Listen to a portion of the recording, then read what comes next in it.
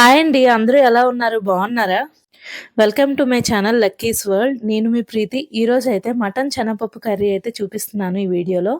వీడియోనైతే ఎక్కడా స్కిప్ చేయకుండా చూడండి. లాస్ట్ వరకు చూడండి. నచ్చితే ఛానల్‌ని సబ్స్క్రైబ్ చేయండి. నా చిన్నప్పుడు మా నాన్నగారు రూ. 100 మటన్ తీసుకొచ్చి మా అమ్మకి కూర అయితే వండమని చెప్పేవాళ్ళు. ఆవిడ ఆ కూర సరిపోదని చెప్పి శనగపప్పేసి అందులో కర్రీ చేసేది. మటన్ మొత్తం మా నాన్నగారికి పెట్టి శనగపప్పు మొత్తం మాకు పెట్టేది. కానీ చాలా టేస్ట్‌గా ఉండేది అందులో శనగపప్పయితే. సో, ఆ రెసిపీ మీతో షేర్ చేసుకోవడానికి ఈ వీడియోనైతే చేస్తున్నాను. ఈ వీడియోలో చూపిస్తున్నట్టు మటన్‌లోనే ఉల్లిపాయలు, అల్లం వెల్లుల్లి పేస్ట్, పచ్చిమిరపకాయ, ఉప్పు, కారం, మసాలా పౌడర్ అలాగే ఆయిల్ అన్నీ కలిపియాలండి. ఆనియన్స్ వేగిన తర్వాత మటన్ కూడా వేపుకొని కర్రీస్ ప్రాసెస్ అనేది నేను ఇంతకుముందు చేసేదాన్ని. కానీ దానికన్నా ఈ ప్రాసెస్ అనేది చాలా ఈజీగా ఉంటుంది. ఇలా మ్యాగ్నేట్ చేసుకొని ఒక 15 మినిట్స్ గానీ, ఒక 20 మినిట్స్ గానీ అలా ఫ్రిడ్జ్‌లో పెట్టుకొని బయటికి తీసిన తర్వాత మళ్ళీ కళాయి పెట్టుకొని, కళాయిలో కొంచెం ఆయిల్ వేసుకొని, కలిపి పెట్టుకున్న ఈ మటన్ మిశ్రమం మొత్తం అందులో వేసేసి మూత పెట్టి వేగించుకోవాలి. ఇందులో పెద్ద విచిత్రం ఏముందే తల్లి, అందరూ చేసినట్టే మటన్ చేస్తున్నావు కదా! నీ గొప్పతనం ఏంటి అని అనుకుంటున్నారా?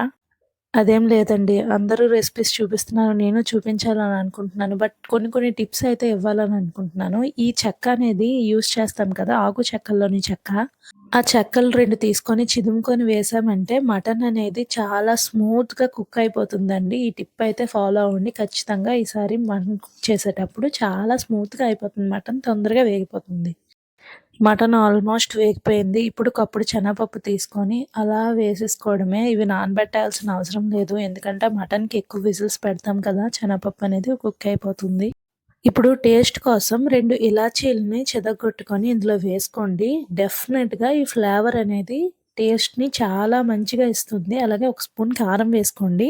ఒక స్పూను మటన్ మసాలా పౌడర్ వేసుకోండి. అలాగే కొంచెం కస్తూరి మెంతాకు వేసుకొని బాగా కలిపిన తర్వాత ఇందులో కొంచెం కరివేపాకు పచ్చిది వేసుకుంటే చాలా టేస్ట్‌గా ఉంటుంది ఫ్లేవర్ అనేది.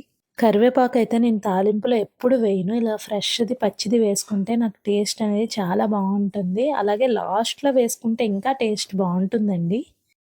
ఇంకా నెక్స్ట్ ఏముంది వాటర్ వేసుకొని కుక్కర్ మూత పెట్టేసుకొని 15 విజిల్స్ వరకు పెట్టేసుకుంటాను నేనైతే. 10 విజిల్స్ సరిపోతుంది. బట్ నేనైతే 15 పెట్టుకుంటా. ఎందుకంటే చాలా స్మూత్‌గా ఉండాలి మటన్ అని.